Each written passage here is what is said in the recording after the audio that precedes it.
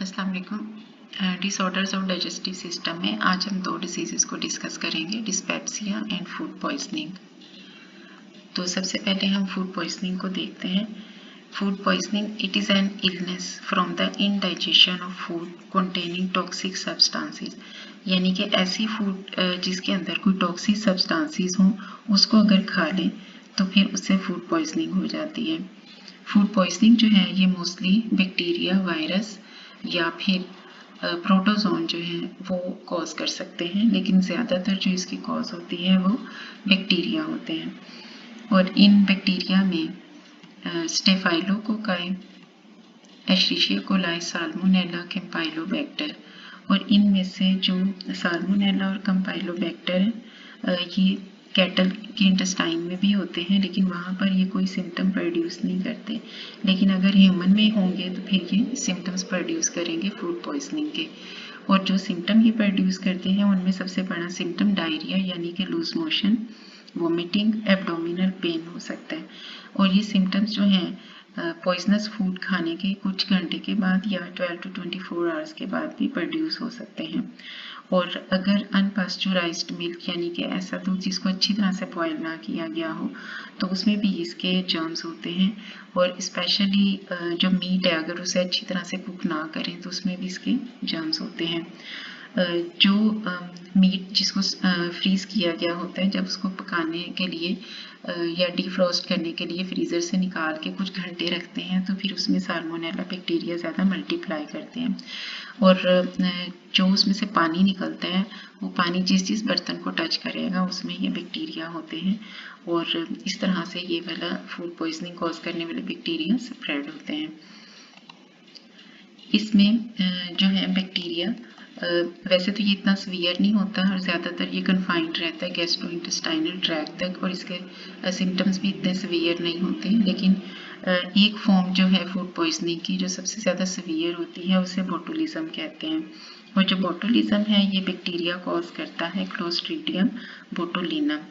और ज़्यादातर जो है ये भी अगर चीज़ों को अच्छी तरह से प्रिजर्व ना किया गया हो, प्रॉपरली कैंड फूड जो है यानी डिब्बे में जो बंद फूड आते हैं या जो फ्रोज़न फूड होती हैं उनको अगर प्रॉपरली जो है ट्रीट ना किया जाए तो उसमें ये बैक्टीरिया होते हैं। और इसके सिम्टम्स जो हैं ये ज़्यादा सवियर होते हैं, यानी कि ये सेंट्रल नर्वस सिस्टम पर भी इसका सिलेक्टिव इफेक्ट होता है, और ये कार्डियक और रेस्पिरेटरी पैरालिसिस भी इससे कॉज हो सकते हैं। और इसके जो बाकी सिम्टम्स हैं उसमें मसल फटीग होती है, डबल विजन, सर चकराना, सर दर्द या मतली की कैफियत होना, वोमिटिंग, डायरिया और एब्डोमिनल पेन इसके सिम्टम्स होते हैं। और ये अगर ज़्यादा सीवियर हो जाए तो इससे लिस्टीरियोसिस भी हो सकता है।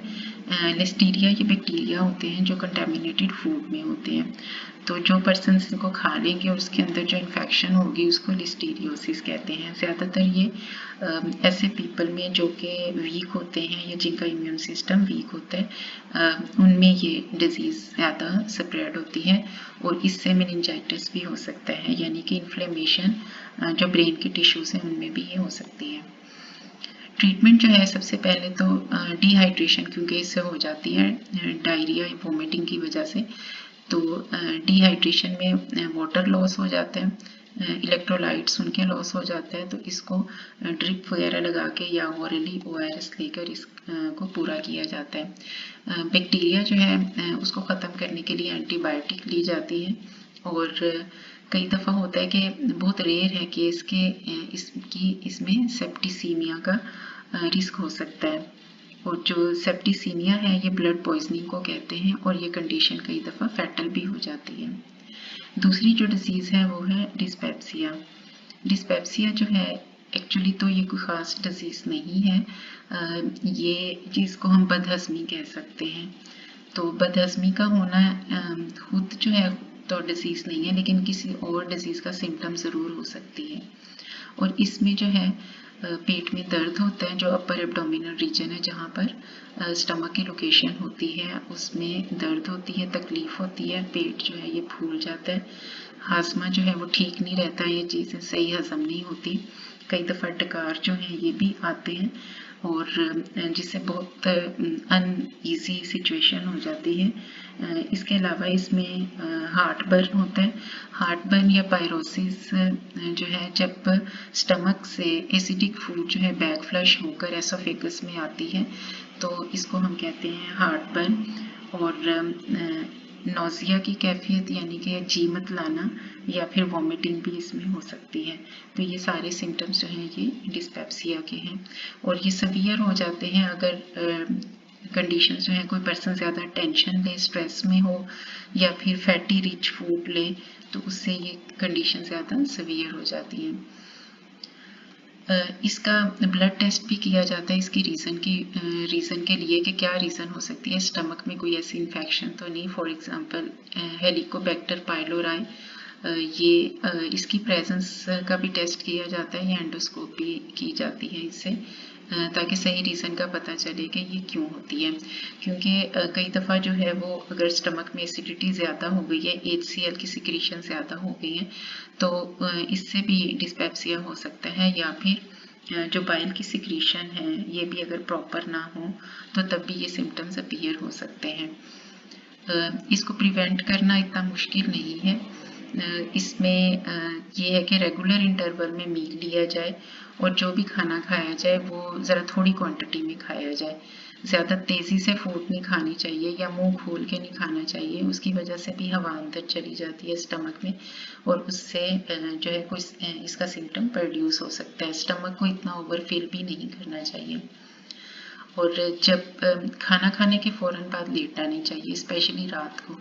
रात को इसका खाना खाने के बाद उतना टाइम इसको देना चाहिए कि फूड जो है वो डाइजेस्ट हो सके तो फिर लेटना चाहिए। बहुत ज़्यादा फैटी फूड भी नहीं लेनी चाहिए, फ्राइड फूड नहीं लेनी चाहिए। इसकी वजह से भी जो डिस्पेप्सिया के सिम्टम्स हैं ये सवियर हो सकते हैं।